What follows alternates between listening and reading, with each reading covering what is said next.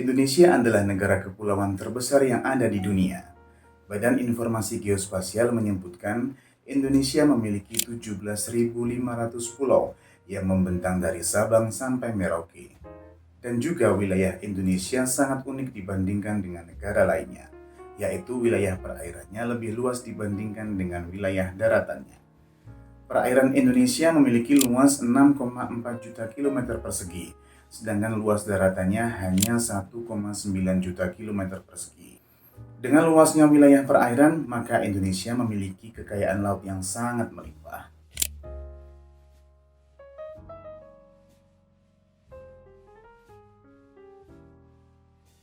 Selain memiliki kekayaan laut yang melimpah, Indonesia juga memiliki tanah yang subur, sehingga hasil pertaniannya juga melimpah, serta sumber daya mineral yang kaya dan beragam seperti minyak bumi, gas alam, emas, nikel, tembaga, dan masih banyak lainnya.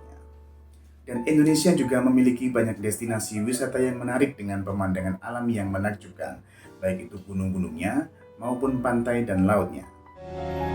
Salah satu bukti kepopuleran wisata Indonesia adalah torehan prestasi dan penghargaan dari dunia. Tak dipungkiri lagi, Indonesia yang merupakan negara kepulauan yang memiliki garis pantai terpanjang kedua di dunia dengan ribuan budaya di dalamnya, memiliki potensi pariwisata yang luar biasa.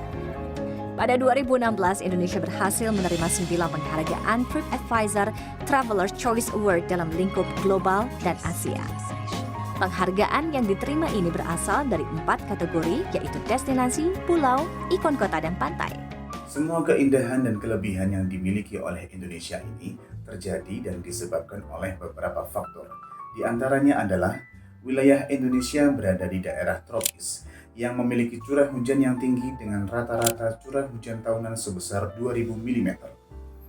Secara geologis, Indonesia berada di pertemuan 4 lempeng tektonik dunia, yaitu lempeng Eurasia, lempeng Australia, lempeng Filipina, dan lempeng Pasifik. Dan juga wilayah Indonesia berada di pertemuan 2 sistem pegunungan besar dunia, yaitu Sirkum Mediterania dan Sirkum Pasifik. Ya, dari beberapa faktor ini, selain memberikan keuntungan dan pengaruh positif berupa kekayaan sumber daya alam, namun juga memiliki potensi bencana alam yang berbahaya untuk penduduk Indonesia yang bisa terjadi kapan saja, seperti gempa bumi, gunung meletus, dan tsunami. Dalam 1 tahun, ribuan gempa bumi bisa terjadi di Indonesia dengan skala dan intensitas yang beragam. Ada yang bisa dirasakan oleh manusia dan ada yang tidak terasa oleh kita namun tercatat di seismograf. Di tahun 2022, BMKG mencatat 10.792 gempa telah terjadi di Indonesia.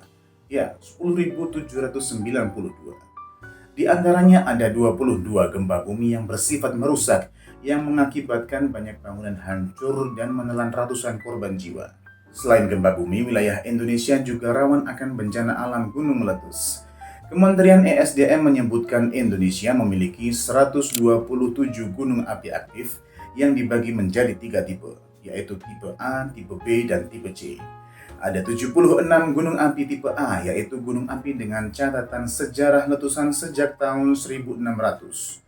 Ada 30 gunung api tipe B, yaitu gunung api dengan catatan sejarah letusan sebelum tahun 1600. Dan yang terakhir ada gunung api tipe C, yaitu yang tidak ada sejarah letusan, namun masih memperlihatkan aktivitas vulkanik sebanyak 21 gunung.